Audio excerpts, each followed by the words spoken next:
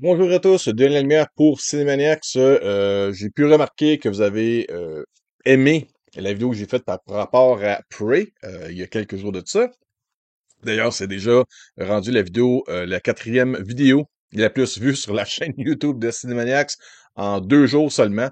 Donc, je me suis dit, pourquoi pas revenir sur le sujet, mais en vous amenant un peu euh, les idées que je pense qui va se produire très bientôt, qui seront annoncées. Il n'y a rien d'officiel, j'ai pas préparé de script, je ne parle pas d'actualité ou quoi que ce soit. C'est vraiment juste mes impressions un peu de où est-ce que je pense que ça va aller grâce au succès que l'on peut remarquer partout sur le web, dans les médias, les journaux, ceux qui travaillent vraiment dans ce milieu-là. Donc, je vous reviens là-dessus, puis en plus, je vais aussi vous revenir sur les commentaires que vous avez laissés sur la première vidéo à propos de Prey. Là-dessus, je vous laisse faire un concours, puis je reviens dans un instant. Avant de poursuivre, j'aimerais vous inviter à participer au concours 999 offert par Cinémaniacs dans le but de gagner un abonnement mensuel pour la durée d'1 an à Cinéclub de Cinéplex, vous donnant droit à un billet de membre mensuel, la possibilité d'économiser 20% sur vos collations et boissons préférées et de ne jamais payer de frais de réservation en ligne. Retrouvez le lien et le hashtag nécessaire dans la description de cette vidéo afin de participer. Le tirage se fera dès que la chaîne YouTube de Cinémaniacs atteindra 999 abonnés. Bonne chance! Bon, alors juste vous parler rapidement ici, on a une bannière qui apparaît en dessous de moi. Ça, c'est deux personnes que je connais. Un gère Imagination Hobby Collection. Je vous invite fortement à les visiter. Si jamais vous collectionnez les figurines, les hot toys, tous ces produits-là de collectionneurs, ceux qui trippent sur les films, si admettons le nouveau prédateur du film Prey devient disponible ou Naru devient disponible avec son chien, en figurine Hot Toys ou similaire à ce produit-là, ben un bon endroit, un excellent endroit pour se procurer ou faire les précommandes avec Imagination Hobby Collection. Je vous invite fortement à ça. Et j'ai également Patrick Buis qui gère une agence de voyage. Donc, si vous aimez voyager et puis nous encourager en même temps, ben vous contactez Patrick Buis pour pouvoir avoir de l'information, séduire des voyages, quoi que ce soit. C'est lui en même temps qui gère les concours sur les réseaux sociaux, la grande majorité. Bon, j'en reviens pour le film. Free. J'ai adoré le film, je vous dis tout de suite. J'ai réécouté une deuxième fois avec ma conjointe. Elle a bien aimé ça. Tu le regardes le film au niveau que c'est. C'est un film qui a été fait. C'est comme un made for TV, ou plus un direct to DVD. Mais le film mérite même pas d'être aussi bon que ça par rapport soit au budget ou quoi que ce soit. Je pense que en regardant ça très terre à terre, basic, donner aux fans ce qu'ils demandent sans en mettre trop, ben, on garde le meilleur et puis le reste, on le met de côté.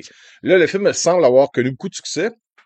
Fait que j'ai l'impression qu'il va avoir quelque chose qui s'en vient après, qui va être annoncé très bientôt. Habituellement, à Hollywood, ça va très, très vite. On surveille sur un scène. Quand on voit qu'on va chercher beaucoup d'espace dans le côté web, média, d'information, on trend sur le web, comme on dit, ben souvent, Hollywood est pas vraiment très original. Il va plus profiter de quelque chose qui est succès pour soit le multiplier ou pour le copier d'une certaine façon ou une autre. Euh, Juste avant ça, exemple, je vais vous revenir sur les commentaires que j'ai eus sur la première vidéo. On va en parler rapidement.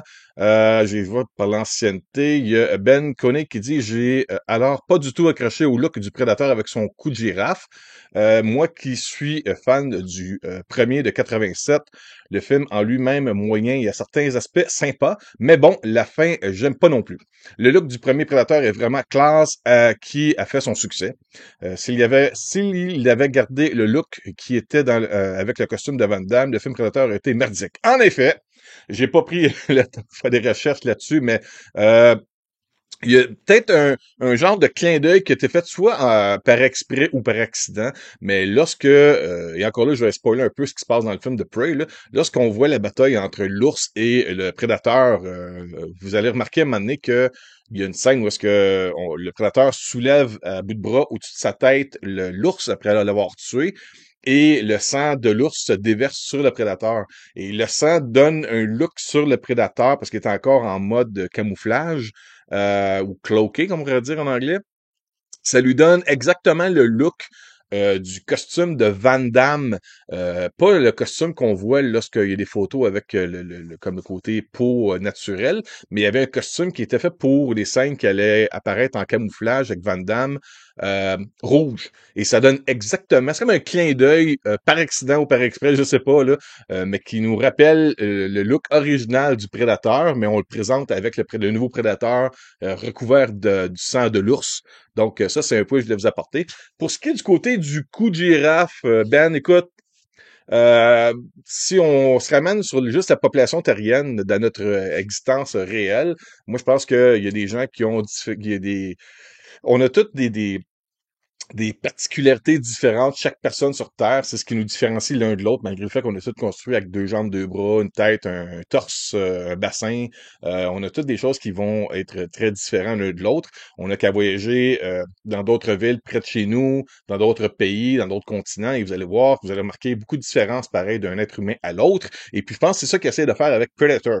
On veut juste pas copier le look du premier. On veut s'identifier, s'influencer, disons ça, pour le Predator. On reconnaît très bien que c'est un Predator, là, la bouche, la mâchoire, comment elle est faite, le style, la façon qu'il s'habille, ses accessoires, ses armes, sa façon d'agir. Euh, c'est très, très, très Predator tant qu'à moi. Puis, ben, j'ai aimé le look, moi. Oui, je reconnais un peu le côté du coup de girafe, mais c'est au contraire, même, moi, je trouve que ça donne encore un look plus extraterrestre que le premier, qui était joué par Kevin Peter Hall, qui a fait un excellent travail là-dedans, puis dans ça aussi Harry Landerson, là, c'était un très bon acteur pour ça. Mais ouais, c'est ça. Ouais, ça c'est pour Ben Koenig. Savard a dit, ou pendant la Deuxième Guerre mondiale, qui oblige les Américains et les Allemands à s'allier ou pendant l'Antiquité ou le futur? Là, ça va être une réponse par rapport. Ah, ok. Prédateur 2018, pour moi, c'est 0 étoile, c'est le pire de loin et très loin. OK. Ou pendant la Deuxième Guerre mondiale, qui oblige les Américains et les Allemands à s'allier. Ah, ok, je viens de comprendre. Bon, Chantal, elle devait répondre par rapport à ce que je parlais dans le premier épisode, où est-ce que je verrais bien un côté combat avec les Vikings, parce qu'il me semble pour moi, la perception que j'ai, c'est que le côté Viking, avec qui se défendent ou qui attaquent des prédateurs, ça ferait tellement un genre de Braveheart sauvage, whatever, comment vous pouvez appeler ça. Pour moi, c'est le mix parfait des deux. Il y en a qui ont commencé à parler de l'ère des samouraïs aussi, c'est très intéressant. Il y aurait un genre de code d'honneur face à un autre code d'honneur, ça serait très, très épique comme visuel ou comme histoire, je pourrais dire. Puis, ce qu'elle dit, c'est que Predator 2018, pour moi, c'est 0 étoile, c'est le pire de loin et très loin. Ouais, moi, c'est parce que j'avais fait mon tier list avec 5 catégories, en partant de 5 étoiles à 1 étoile. 1 étoile, c'était comme vraiment merdique et j'ai mis le The Predator, la version 2018, dans le 1 étoile. OK, elle disait mais 0 étoiles. Bah, disons qu'au moins, ils ont travaillé pour faire un film, puis pour nous divertir, ça n'a pas marché. Ben, j'ai 1 étoile pour ça. Euh, j'ai excusez-moi, Axel Riordan, qui dit excellent. On a la même tier list de bout en bout. Bah, merci Axel. Concernant Predator 2, je l'aurais sûrement mis plus bas avec les 3 étoiles, mais absolument d'accord sur tout. Prey est vraiment fou et moi aussi j'ai senti l'inspiration du dernier des Mohicans dans la musique, la petite touche Zimmer. Ah, yeah, la musique dans Prey, hein. Je sais qu'elle est disponible, je pense que c'est sur Spotify maintenant. Donc, si vous écoutez juste la musique, c'est une façon de être un petit peu nostalgique sur un film que vous avez aimé en écoutant de la musique, vous partez en voiture, vous allez travailler, puis écoutez, moi c'est souvent ça que je vais faire, je vais mettre une trame musicale d'un film que j'aime, puis ça me rappelle des souvenirs, ça me refait un peu le feeling que j'ai eu quand j'ai regardé le film, puis ben, comme Axel dit, il a l'air d'accord avec moi, oui, la trame sonore de Prey, vraiment bon. Bon, j'ai un autre commentaire aussi qui dit, Frank Cassan qui dit, pour moi ce film est un échec. Bon, Frank, ça va pas là. Ça va pas. Frank il dit on tourne en rond avec cette franchise. Une Indienne, en passant, c'est très mal vu. En Amérique du Nord, de dire une Indienne, on va dire les gens de Première Nation, qui c'est tout, qui lance sa hache et qui la retire comme un couteau dans du beurre. C'est à mourir de rire. Et les méchants blancs sont toujours là pour donner crédit à ce féminisme et wokisme américain. OK. Le pire, c'est que j'entends quelqu'un d'autre dire quelque chose que je dis souvent moi-même. Et là, ça fait weird parce que j'ai pas vraiment vu ça dans ce film-là. Il y a comme une évolution naturelle de son personnage qui désire devenir chasseuse et qui, avec comment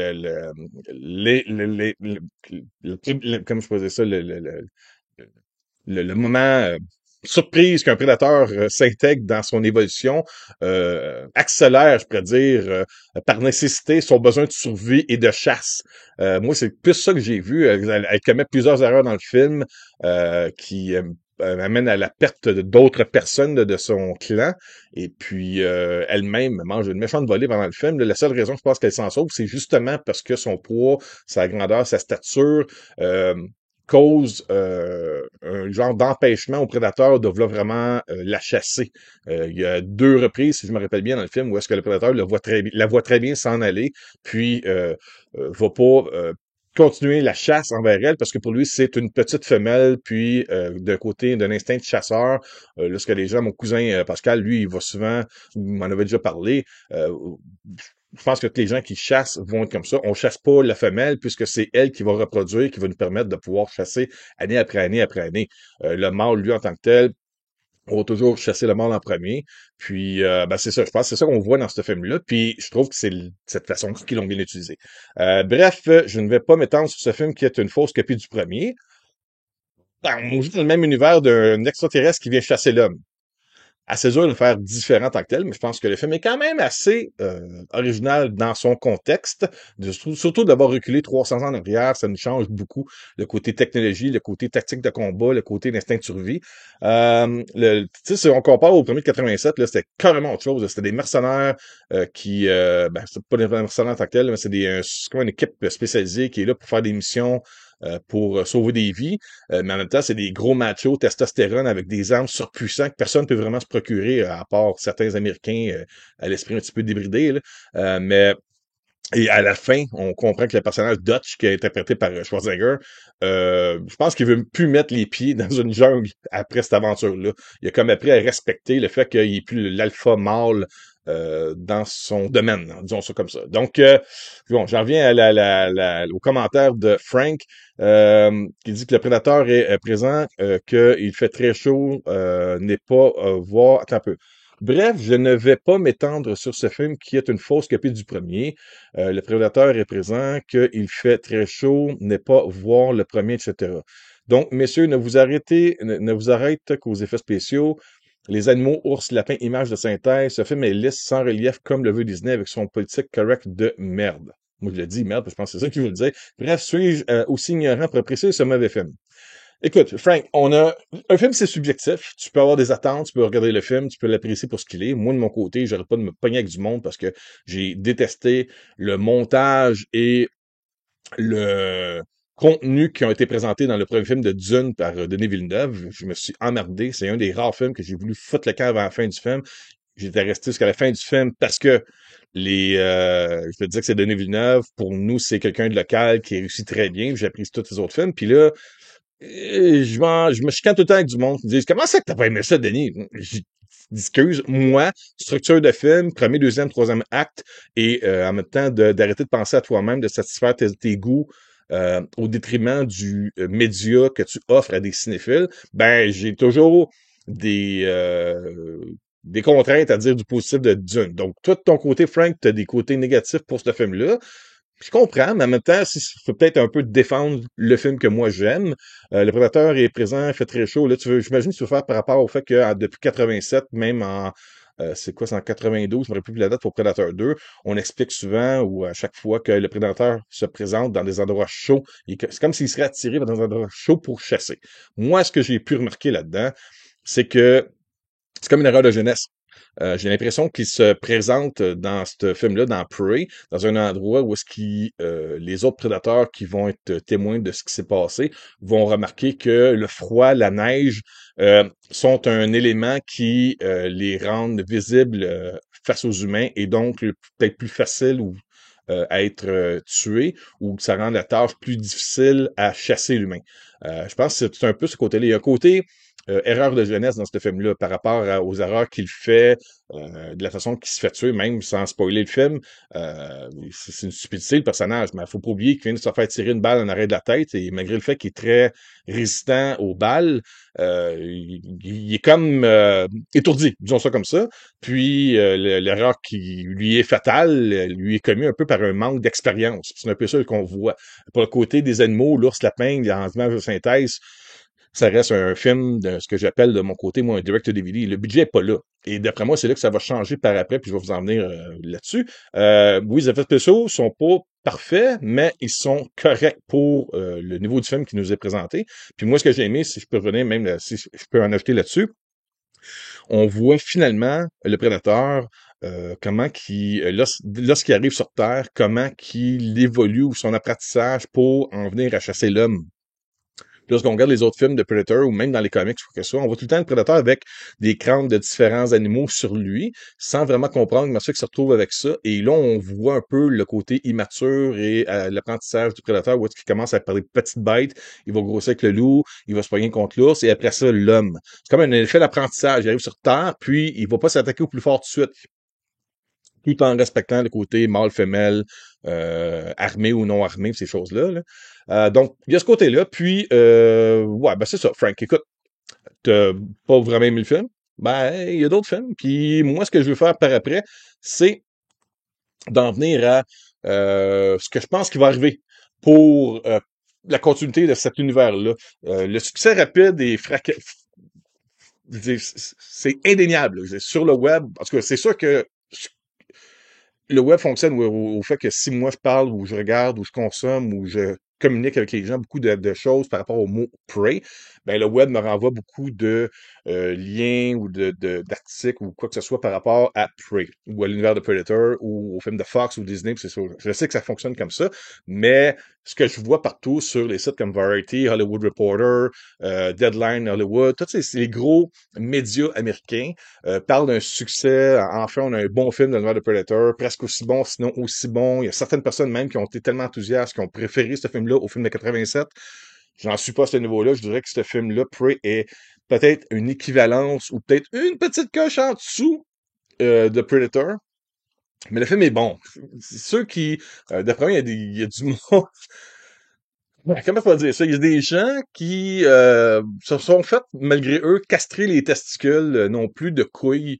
Je parle au Critical Drinker, ou Gaming. Il y a différents sites web où est-ce que c'est du monde qui sont, tu sais, il y a Hell's Babyface, des chialeux qui, dès qu'ils voient une femme dans un rôle principal, disent «Ah, ça y est, on s'attaque à l'homme, la femme, c'est une Mary Sue», puis à un moment donné, là, c'est comme arrête tes préjugés, regarde le film. Je dis tout le temps même à mes filles avec qui on regarde des films depuis qu'elles sont toutes petites, arrête d'essayer de deviner la fin du film avant la fin du film. Laisse le scénario, laisse le réalisateur, laisse les acteurs te livrer l'histoire, te divertir. Et si à la fin du film, tu constates que le film est mal monté ou mal écrit ou mal livré à l'écran, tu peux en juger par après, mais laisse le film faire la job. Puis j'ai vraiment pas eu cette impression-là de wokisme ou quoi que ce soit. Pour moi, le wokisme, c'est de prendre euh, de prendre un Superman qui existe depuis plus de 75 ans et tout d'un coup de mettre un Afro-Américain dans le rôle principal de Superman. Là, on va me dire, ouais, il joue pas Clark Kent, il joue un autre personnage, pis tout. Puis, ouais, écoute, invente un autre super-héros qui aura des pouvoirs, qui pourra. L'exemple parfait, Black Adam. Black Adam, j'ai tellement hâte de voir ce film-là avec Dwayne The Rock Johnson. Et pour moi, c'est pas du wokisme, c'est un autre personnage qui va pouvoir tenir tête à Superman, qu'on le voit ou non dans ces films-là. Mais je parle de côté pouvoir, présence, charisme et importance dans l'univers de DC. Ben, on a amené un autre personnage de couleurs différentes. C'est pas un caucasien blanc nord-américain. Et puis, c'est correct comme ça. Puis dans ce film-là, il y a un côté ancestral, ben, pas ancestral, mais il y a 300 ans, on évoque le côté nature, expérience de survie en forêt, euh, désir de tout le temps vouloir se dépasser, de montrer au chef du clan que tu es une personne qui peut amener de quoi à la famille. Tu sais, il y a le frère et la sœur et ils sont pas nécessairement en compétition. Puis même on montre là-dedans une collaboration des deux, malgré le fait que le frère, à un moment donné, il avoue qu'il a fait une erreur ou qu'il a caché de quoi, mais on peut. C'est acceptable. Il n'y a pas de vraiment. J'ai pas fait là-dedans de oh gars, la fille elle réussit tout, puis elle fait tout, puis celle qui gagne à la fin. Non. Attends, c'est pas mon point de vue à moi. Donc pour Prey, euh, mon impression à moi, c'est que le succès de ce film-là va, si c'est pas déjà fait, là, je vais publier la vidéo, là, on est lundi le 8 août 2022. Euh, Moi, mon impression à moi, il y a différentes options qui vont se présenter. Un, c'est sûr que ça va continuer. C'est sûr que ça va continuer puisqu'on a le pistolet là, qui est écrit dessus, un petit peu, j'ai l'information. Raphaël Adolini de 1715 qui lui est remis par l'un des trappeurs français dans le film. Et oui, c'est pas exactement comme dans les BD ou dans les comics, si vous lui préférez le terme, là. Mais les films, les BD, c'est deux affaires différentes. Certaines personnes espéreraient que ceux qui font des films adaptent exactement tout ce qui est adapté dans des bandes dessinées. C'est pas le cas. Si ça serait le cas, les suites de Aliens seraient 100 fois meilleures parce qu'il aurait adapté l'histoire qu'il y a eu dans les comics de Dark Horse Comics. Malheureusement, ils n'ont pas fait ça et ça a fait. Euh, J'aime, là, par exemple, le contexte qu'il y a eu dans ce film-là. Quand on aurait mis le pistolet, j'étais debout, je capotais. J'étais comme, ah! Je vois le lien avec Predator 2, un film qui est un film, une barre en bas de Predator de 87. Et là, ça a comme redonné du oomph là-dedans. Fait que, on peut parler maintenant de Prey, Predator, Predator 2 et Predators comme quand même quatre bons films dans le même univers et les autres, on peut les oublier. Hein? On peut penser de même.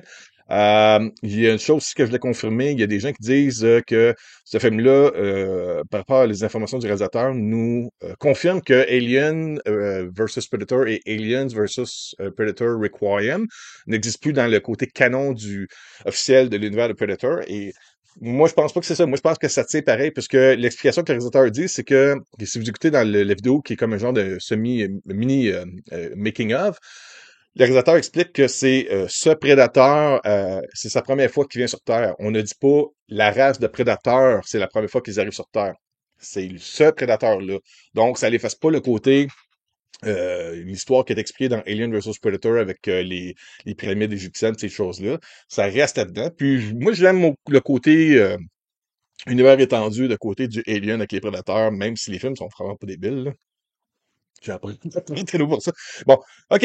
J'en finis pour dire que mon impression ou mes attentes ou ce que je pense, je regarde dans l'avenir. J'aurais dû avoir un sound effect, c'est pour ça. Mon impression, ce qui vous sera peut-être annoncé bientôt. Je pense qu'il va y avoir une suite. Je pense qu'il y aura un Prey 2 ou qu'il y aura un genre de Prey où est-ce qu'on mettra la date dessus. Ce sera peut-être Prey 20, 20. Prey 1720. Donc, on mettra la date dessus pour expliquer que ça, c'est la suite de Prey qui se passe en 1719. Il y aurait peut-être Proie 1720 comme titre ou Proie 2. Là, maintenant, on va comme mélanger les gens un peu comme ce qui est arrivé avec l'univers de Halloween, là, où est-ce que tu as comme trois timelines différents à cause des suites qui effacent l'autre suite, qui effacent l'autre suite. Euh, Moi, j'ai l'impression que le côté cool de ça, c'est que tu appelles ça Prey 1720. Les gens vont comprendre que c'est la suite de Prey, mais en même temps que c'est une continuité à l'intérieur de l'univers de tous les films de Predator.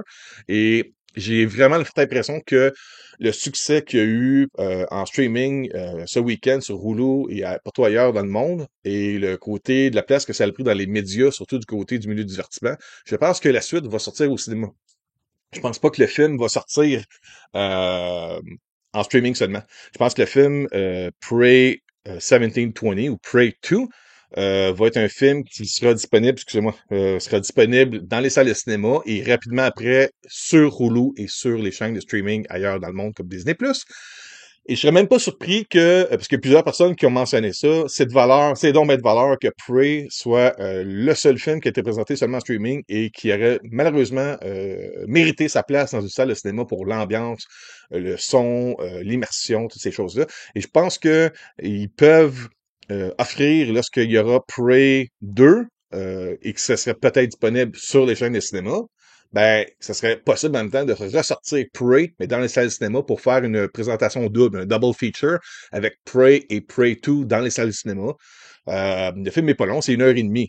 Si on met Prey et Prey 2 qui suivrait directement la suite, qui expliquerait un peu comment que l'arme de Raphaël Adolini de 1715 s'est retrouvée finalement dans les mains des Predators qui le remettent à Danny Glover dans Predator 2, Et comme vous avez vu l'image de ma miniature, on voit très bien à la fin du générique qu'il y a d'autres vaisseaux de prédateurs qui finalement reviennent sur Terre pour peut-être se venger ou attaquer les humains ou quoi que ce soit. Ou peut-être qu'ils se disaient juste ah, on s'en vient chercher notre chum qui vient de finir sa chasse, puis hop, il est mort! Ça va bien mal aller. Il peut peut-être même avoir juste l'idée de vouloir gonfler les chiffres, des statistiques, les abonnements de Hulu aux États-Unis et de Disney Plus ailleurs dans le monde en faisant une suite qui sera juste disponible sur la chaîne en streaming. Mais avec des petits budgets comme ça et le succès que ça a connu, je serais pas surpris qu'on autorise ou on annonce non seulement une suite, mais peut-être deux suites.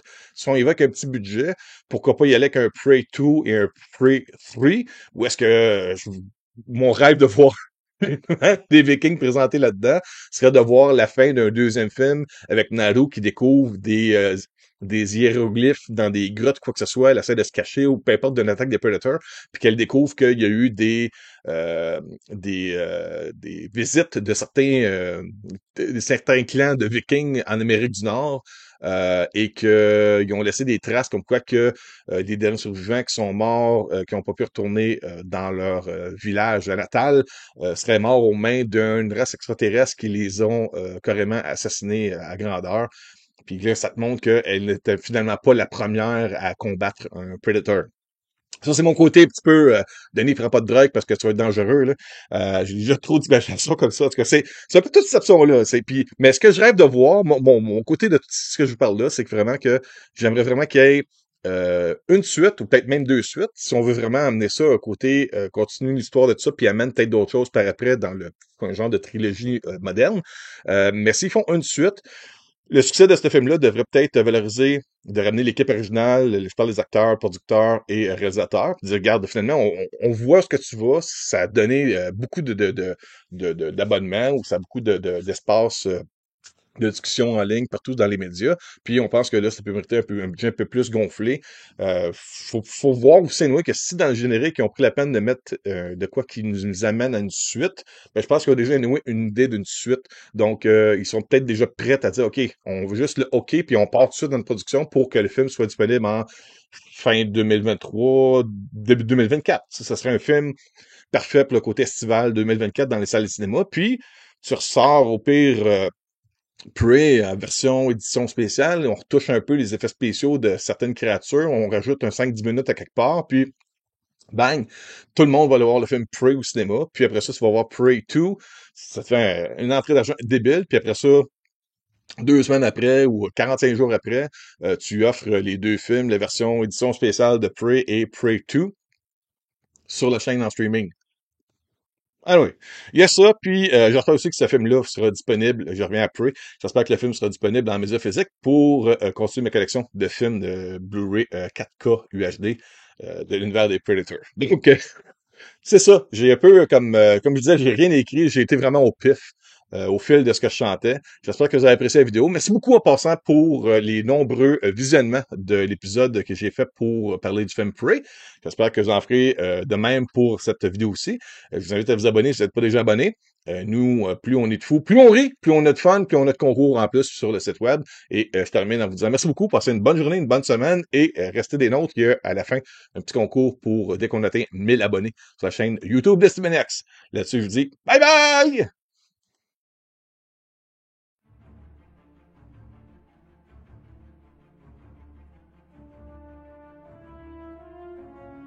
Soyez des 1000 premiers abonnés à la chaîne YouTube de Cinemaniacs pour courir la chance de gagner un Blu-ray Steelbook de collection du film Iron Man des studios Marvel.